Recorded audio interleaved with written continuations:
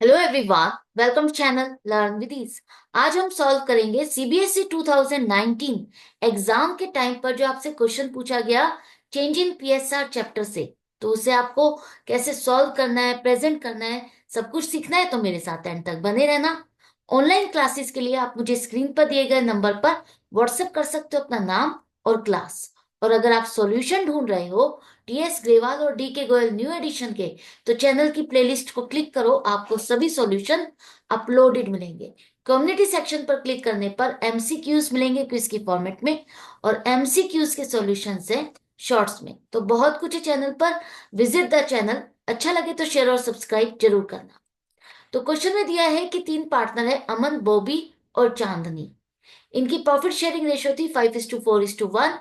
अब इन तीनों ने डिसाइड किया कि 1 अप्रैल से इनकी प्रॉफिट शेयरिंग रेशियो इक्वली हो जाए, मतलब 1:1:1। इस डेट को इन्होंने एसेट्स और लाइबिलिटीज को रिवैल्यूएट किया। रिवैल्यूएशन पर लॉस हुआ है 5,000 का। गुडविल की वैल्यूएशन की जो कि आई है 1,20,000। और इस डेट को इनके जनरल रिजर्व का बैलेंस है 20,000। तो सबकी ट्रीटमेंट क्या होगी, जर्नल एंट्री क्या होगी, यही आपको बताना है। तो सबसे पहले हम करते हैं गुडविल की एडजस्टमेंट एंट्री। और गुडविल जो कि आज आप नहीं बांट सकते, फ्यूचर में जाके बांटोगे। तो उस केस में आप क्या करते हो, सेक्रीफाइसिंग रेशियो के हिसाब से आप उसका एडजस्टमेंट करते हो कि किसका फ्यूचर में नुकसान होने वाला है, किसका शेयर ऑफ प्रॉफिट किसको ट्रांसफर होने वाला है। कैसे फाइंड करेंगे, देखो। जो प्रॉफिट शेयरिंग रेशियो चेंज हो रही है, इसको हम कंपेयर करेंगे ओल्ड और न्यू में। तो old ratio minus new ratio करने पर आपको पता चलता है कि अमन का शेयर ऑफ प्रॉफिट पहले से डिक्रीज हो रहा है। पहले उसको 15 मिलते थे, अब 10 मिलेंगे। तो इतनी फ्रैक्शन से उसका share of profit, share of goodwill decrease हो जाएगा। इसी तरह से बॉबी का शेयर ऑफ प्रॉफिट, उसका भी पहले से डिक्रीज हो रहा है। 4/10 -1/3 करोगे तो पहले उसका था 12 और अब है 10। तो इसका मतलब 2/10 फ्रैक्शन से उसका शेयर ऑफ प्रॉफिट डिक्रीज हो गया। अब अगर आप चांदनी का चेक करते हो तो चांदनी का शेयर ऑफ प्रॉफिट पहले से इंक्रीज हो रहा है। पहले उसका 1/10 था, अब उसको 1/3 मिलेगा। तो इसका शेयर ऑफ प्रॉफिट 3 से 10 हुआ है। इसका मतलब इतनी फ्रैक्शन से इसका शेयर ऑफ प्रॉफिट इंक्रीज होकर के इसको मिलेगा। तो ये इसका शेयर ऑफ प्रॉफिट इंक्रीज हो रहा है कैसे, क्योंकि इन दोनों का शेयर ऑफ प्रॉफिट इसको ट्रांसफर हो रहा है। एक तरह से ये दोनों अपना शेयर ऑफ प्रॉफिट इसे सेल कर रहे हैं, बेच रहे हैं, और ये खरीद रही है।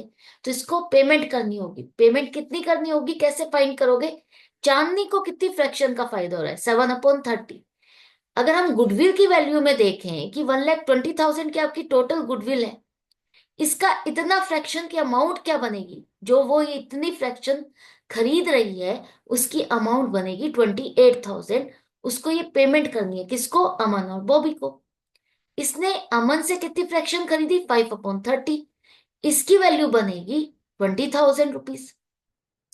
और जो बॉबी से खरीदा है वो 2/30 फ्रैक्शन, उसकी वैल्यू बनेगी 8,000। तो गेनिंग पार्टनर को आप डेबिट करोगे, उससे पैसा लोगे, और किसको दोगे, अमन और बॉबी सेक्रीफाइसिंग पार्टनर को आप ये पैसा दोगे, उनके कैपिटल अकाउंट में आप क्रेडिट करोगे। तो ये थी हमारी गुडविल की एडजस्टमेंट एंट्री।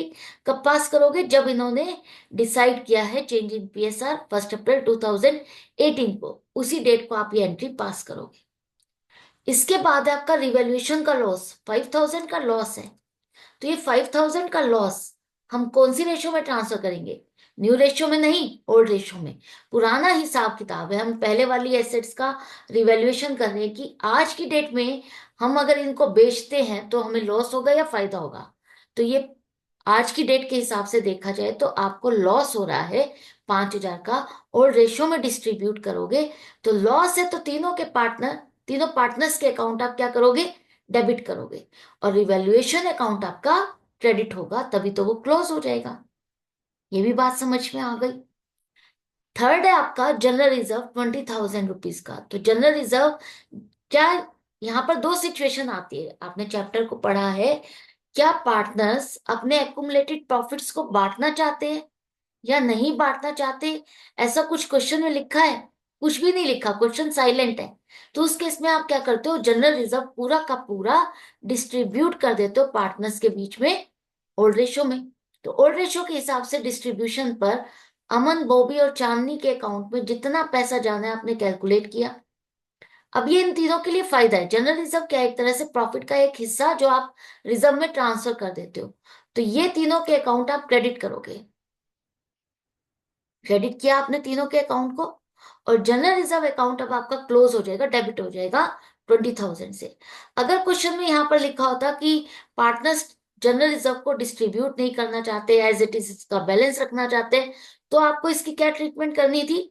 आपको इसको गुडविल की तरह से एडजस्टमेंट एंट्री पास करनी थी, गेनिंग और सेक्रीफाइसिंग में, कि जनरल रिजर्व आज नहीं बांट रहे, अगर फ्यूचर में बांटोगे तो किसका हिस्सा कितना इंक्रीज हो जाएगा, उस हिसाब से उसको कंपनसेट किया जाएगा।